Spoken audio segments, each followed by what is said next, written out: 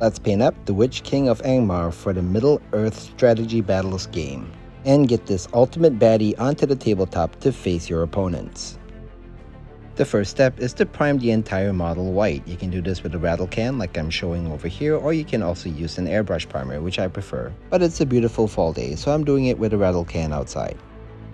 Let's start with Broadsword Silver Speed Paint, and I will start by applying it onto all the weapons.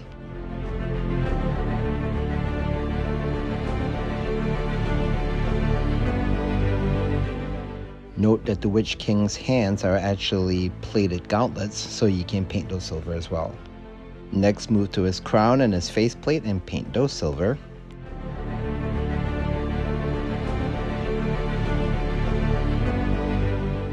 Also paint the boots on his feet right here in silver. And don't forget the right pauldron on his shoulder right here.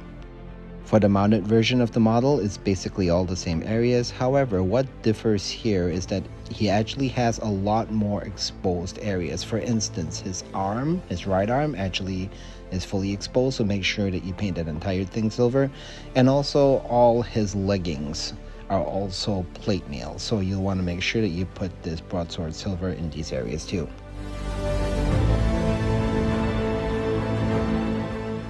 I also placed some silver on all these rings on the bridles of the horse.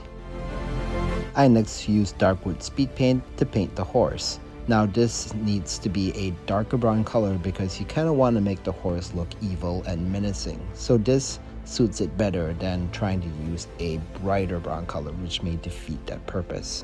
This horse has many areas that require this Darkwood paint, so I'm going to show you where to put it right here. Also note that I'm not painting the tail. It's because I'm going to make that black with the paint that's coming afterwards.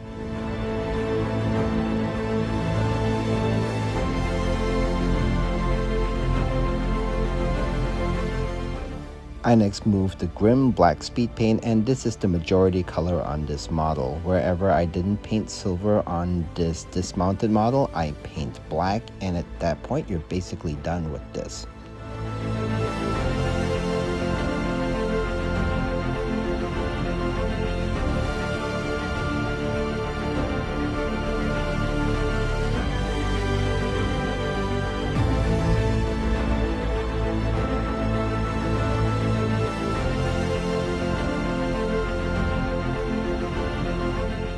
For the mounted version of the Witch King of Angmar, it's going to be the same thing. All the flowing ropes are going to be painted with this Grim Black Speed Paint.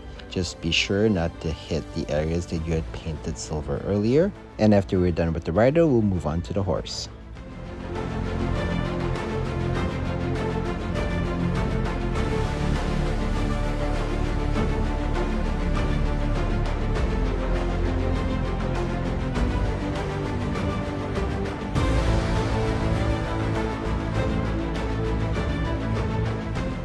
Now on the horse, this area around his head needs to be painted black, and also you'll start working your way with this black onto all the bridles.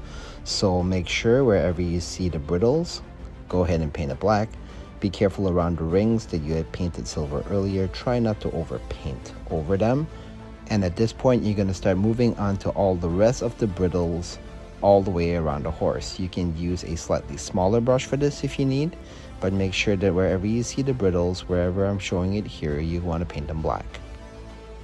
And then also paint the hooves of the horse black as well.